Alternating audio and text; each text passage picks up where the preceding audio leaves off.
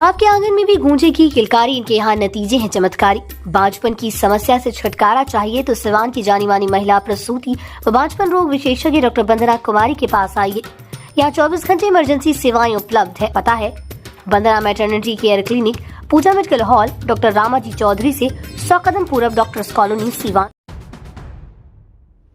बिहार की मधुबनी में पुलिस द्वारा एक मौलाना की बेरहमी से पिटाई के बाद अब ये मामला पूरी तरह से तूल पकड़ने लगा है। अब इस मामले में सिवान के चर्चित मोहम्मद कैफ उर्फ बंटी ने मधुबनी के बेनपट्टी पहुंचकर मौलाना से मुलाकात की और दोषियों पर सख्त कार्रवाई हो, इसको लेकर उन्होंने हर संभव मदद करने की बात कही है।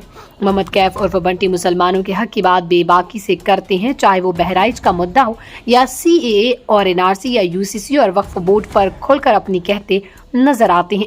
अब बिहार में मौलाना की बेरहमी से हुए पिटाई मामले में खुलकर बोलते हुए कहा है कि जिन भी पुलिस वालों ने हमारे इमाम को मारा है, ये सिर्फ इमाम की बात नहीं बल्कि उन्होंने पूरे मुसलमान कौम को टारगेट किया है। ये सभी पुलिस वाले नागपुर RSS के हेडक्वार्टर से निकले हैं और BJP और RSS के इशारे पर मुसलमानों को निशाना बना रहे हैं। टॉर्चर किया ही, साथ में मेंटल भी डिस्टर्ब किया कि उनके नस्ल जो है पागल हो जाए। ये दिखाया गया भारत में कि आप दाढ़ी मूछ रखना छोड़ दीजिए और आप मोहम्मद नाम रखना भी छोड़ दीजिए।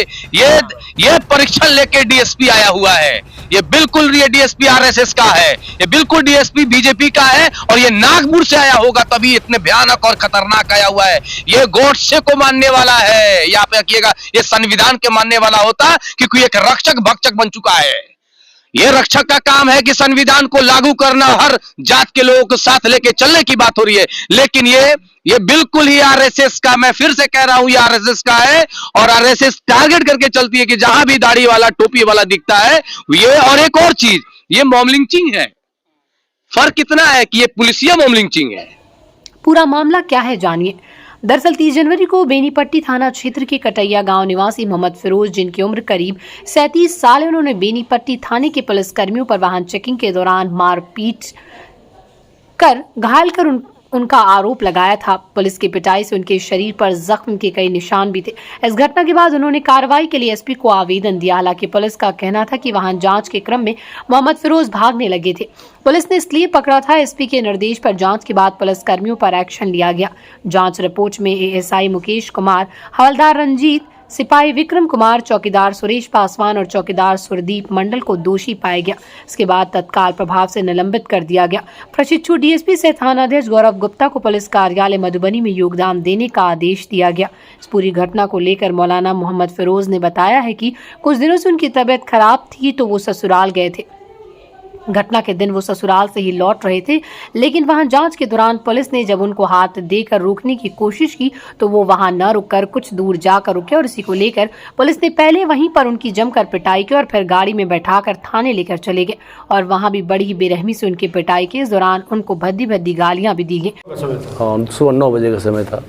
उस दिन कोहरा काफ़ी था और पुल पर मैं जब पहुँचा तो देखा कि लगता है कि भीड़ भाड़ है, तो भीड़ भाड़ समझ के मैं गाड़ी तेज़ में, कुछ था नहीं, टर्निंग भी है, तो जैसे आप आवाज़ सुना, गाड़ी पुलिस की देखा, गाड़ी रोका कुछ दूर जा करके, हाँ, तो मैं कुछ दूर आगे बढ़ा, आगे बढ़ना ही था, बस मेरी गाड़ी पे एक लाठी लगी कि गाड़ी बोलते हुए कि मदरचोद, तुमको मैं बोला रोकने के। एक मौलवी होने के नाते, एक दाढ़ी वाला टोपी वाला होने के नाते और एक मस्जिद के इमाम होने के नाते, वरना ऐसी घटना घटती ही नहीं। आखिर मामला क्या था? कहाँ से आप आ रहे थे? फिर कैसे ये लोग? मैं अपने ससुराल सुनई से आ रहा था और मैं अपने घर की ओर आ रहा था। बस 15 किलोमीटर का फासला है ससुराल से घर पर। और मेरे घर से बेनीपट्टी थाना की दूरी मात्र 2 किलोमीटर की दूरी है। और ये घटना मोहम्मदपुर एक पुल है जो दक्षिण पड़ता है 2 किलोमीटर, उत्तर पड़ता है। उसी पुल पर पहुंचा 29 तारीख जनवरी को सुबह में बहुत ही कोहरा था, कोहरा काफ़ी था। मोहम्मद कैफ उर्फ बंटी ने मौलाना फिरोज से मिलकर उनकी आर्थिक मदद करते हुए उनको भरोसा दिलाया कि वो हर परिस्थिति में उनके साथ खड़े रहेंगे। सुनिए मौलाना फिरोज ने मोहम्मद कैफ उर्फ बंटी से क्या कुछ कहा। और सुबह सवेरे ऐसे भी गाड़ी उतने सवेरे ठंडी भी जल्दी नहीं है, तो एक लाठी जो लगी तो मैंने आवाज़ दिया कि भाई तुमने आपने हमारी गाड़ी पे सरकी मार रहे हैं। अस्सलाम वालेकुम। मैं इतना कहा, मैं अपने भाई, अपना कलमा गोई। फिर क्या हुआ? तो गाड़ी पे उसने मारा पुलिस ने? मैंने जब आवाज़ दिया कि सर क्यों मार रहे हैं, तो मेरे गाल पे वो थप्पड़ मारा। कौन थे ये, आपने पहचाना? ये डीएसपी गौरव कुमार। अच्छा, डीएसपी स्पॉट पे थे? स्पॉट पे वही मारे ही हम। Trainee DSP? जी जी। अच्छा, फिर? वो मारे, बाल पकड़ के सीधा दाढ़ी पकड़ते घसीटते रोडे पर। अच्छा। वो मारे लगता है कि मतलब एक गधे को भी ऐसा नहीं मारता होगा। अच्छा, क्या बोल रहे थे वहाँ? तो पिटाई चलती रही खूब वहाँ, इतना पिटाई किए वो कि हम बेहोश हो गए। डीएसपी खुद थे वहाँ? हाँ, डीएसपी खुद थे। इतनी मारे कि हम बेहोश हो गए। बाद में होश आया तो मतलब हम देखे 4 चक्के गाड़ी में हैं। जी जी। और उसके बाद मैं रिक्वेस्ट किया कि मुझे एक फ़ोन दीजिए, बात करना है, घर पे खबर देना है। नहीं बात करने दिया, कहा डीएसपी साहब कहेंगे तो बात होगी। पुलिस की टीम में से कोई ने बात नहीं करवाया। मैं थाने पर आया तो मैं सोचा कि लगता है आप छोड़ देंगे शायद। तो एक रूम है, सोशल मीडिया में एसपी साहब कहते हैं वो काल कोठरी है। हाँ, एक वो हम मुसलमानों की ही है।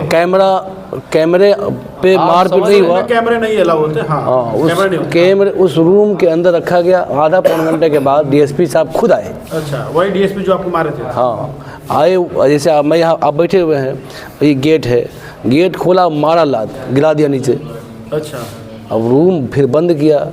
और उसके बाद पहले दाढ़ी पकड़ के घसीट दिया, उसके बाद बाल पकड़ के घसीट के वो मारा। उसके बाद कहा कि भोसरी वाले तुम्हारा गांड में डंडा कर देंगे।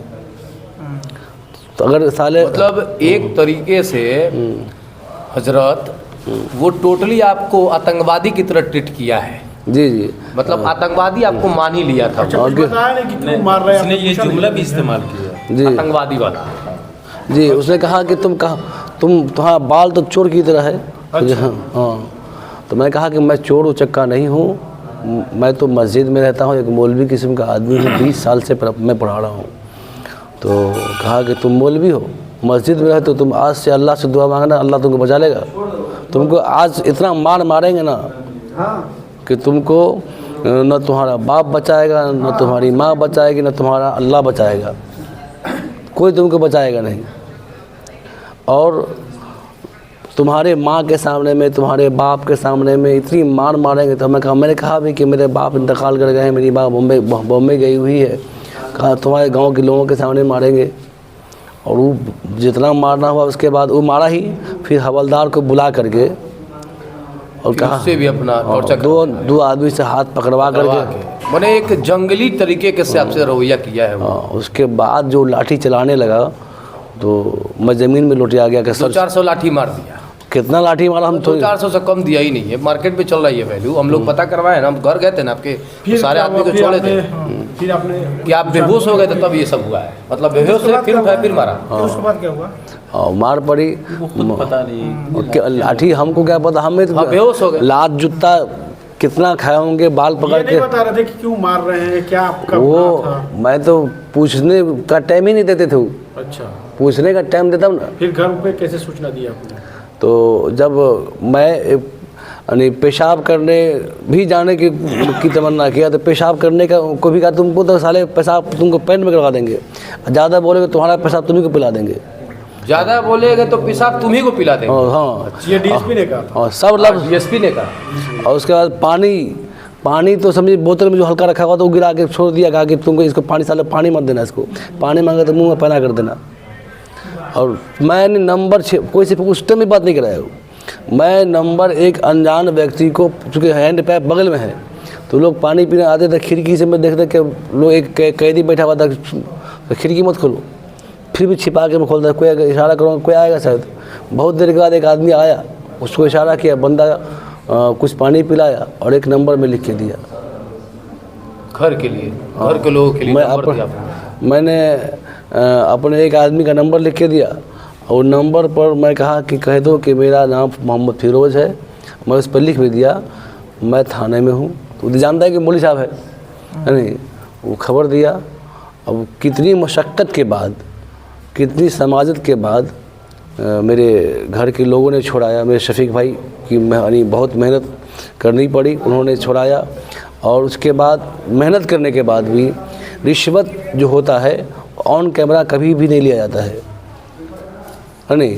पीटने के बाद रिश्वत भी लिया गया। और कितने रिश्वत पैसा लिया आपसे छोड़ने के लिए? 50 का डिमांड किया, 25,000 पे लेके फिर बात फाइनल हुई और 25,000 दे के मतलब हमें छुड़ाया गया। और फिर उसके बाद क्या? PR बॉन्ड जो है बनाने के लिए हमें कुछ बातों को रटवाया गया कि जितना हम कहते हैं उतना ही कहना है। और 5-10 मिनट रटवाया गया हमको रूम के अंदर बंद करके, कहा कि नहीं रटोगे, नहीं बोलोगे तुमको हम इतना मारेंगे फिर ठीक कर देंगे। तो चूँकि हमको मार का डर था तो हमको जो बोलिएगा हगने के लिए तो हम हगबो करेंगे हम। जाहिर सी बात है, और उसके आदमी जिसके साथ जिंदगी में कभी नहीं ऐसा वैसा वो फिर कहता था कि पुलिस का मतलब क्या होता है? ग्रैंडफादर। बोलो ग्रैंडफादर। पुलिस का मतलब क्या होता है? बोलो ग्रैंडफादर।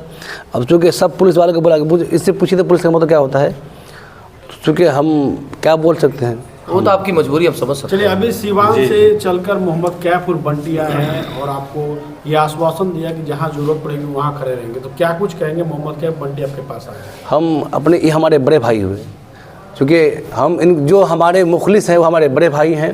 हम इनकी तहे दिल से इज्जत करते हैं। हम चाहते हैं कि हमारे ये दर्द में दुख में शामिल हुए हैं तो समझिए मेरा दर्द नहीं बल्कि इनका दर्द है। हमारे दर्द को बांटने के लिए आए हैं। हम इनका शुक्रगुजार हैं, क्योंकि जब तक मुझे इंसाफ नहीं मिलेगा तब तक हम अपने बड़े भाइयों का मतलब को इंतजार करते रहें कि हमें वो मतलब हेल्प के लिए आते रहें। लड़ाई जारी रहेगी। हाँ इंशाल्लाह, चूँकि आप मेरे बड़े भाई हैं। बिल्कुल, हम आपके भाई हैं। हर कलमा गोई आपका भाई है और आपके साथ पूरा सिवान खड़ा है। जब तक इंसाफ न मिले हमें तो हम अपने भाइयों से तब बिल्कुल मिलेगा, इंसाफ मिलेगा। गुजारिश नहीं है क्या होगा हमको, ये मुझे पूरा भरोसा है कि अल्लाह अगर बुरे के साथ ये हालत तो अच्छे के साथ तो बढ़ाएंगे ही बढ़ाएंगे। ये हम लोग की लड़ाई है, आपकी लड़ाई रही नहीं है। ये आपकी फिरोज सर आपकी लड़ाई है ही नहीं है, ये पूरे कौम की लड़ाई है। देखो ना तुम्हारे में होगा, ये तो खुल नहीं रहा, लग रहा है इसमें नेटवर्क नहीं है। देखिए, मेरा नाम मोहम्मद कैफ है, मैं सिवान से हूँ और मैं कहता हूँ अगर दीन की जमात होनी चाहिए तो सियासत में मुसलमानों की भी जमात होनी चाहिए। जो ये बंदे के साथ हुआ है ये इनका अपना पर्सनल मामला बिल्कुल ही नहीं है। ये पूरे कौम को आवाज़ को दबाया गया है और कौम को मारा गया है। उसने अपमान किया था।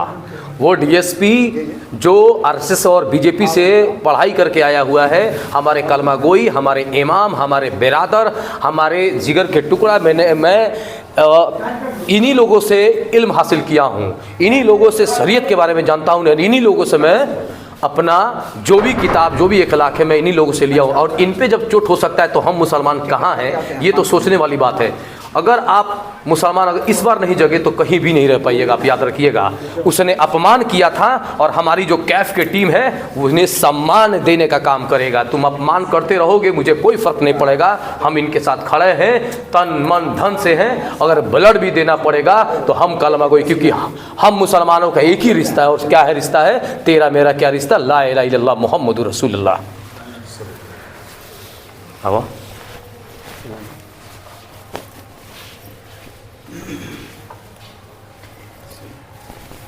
बिस्मिल्लाहिर्रहमानिर्रहीम।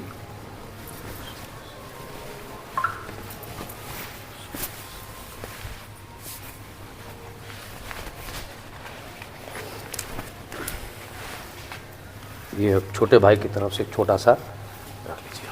आपसे इतनी ही मिलने के लिए हमारी दिल खुश हो गई कि आप ये मत समझिएगा कि आप अकेले हैं। आपके साथ ये सारे कलमा गोई हैं, ईमान वाले हैं और मजबूती के साथ खड़े हैं।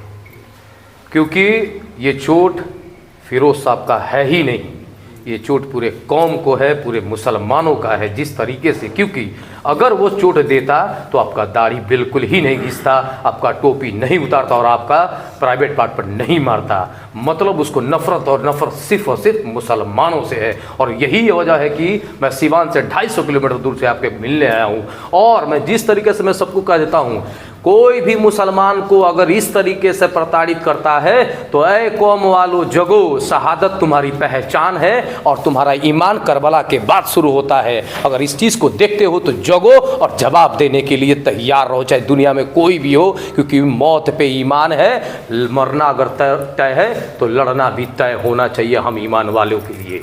इसीलिए मैं यहाँ पहुँचा हूँ, मैं भाई के पास पहुँचा हूँ और मैं यकीनन कहता हूँ कि मैं दिल से इनको प्यार करता हूँ, इसीलिए आया हूँ। मेरी भी तबीयत ठीक नहीं है लेकिन मुझे कोई फ़र्क नहीं पड़ता, क्योंकि इनके दर्द से आगे मेरा तबीयत बेकार है। और मैं इतनी जज्बात में हूँ कि मैं इनको देखता हूँ तो मुझे अपना भाई याद आता कि मैं अपने, मेरा ना कोई भाई है ना मेरा कोई अब मेरा फादर भी इंतकाल कर चुके हैं, लेकिन ये फीलिंग हो रहा है कि ये मैं इनको इसलिए आया हूँ कि ये उस्ताद है। ये किस चीज़ के उस्ताद है? इमाम के उस्ताद हैं, शरीयत के उस्ताद हैं।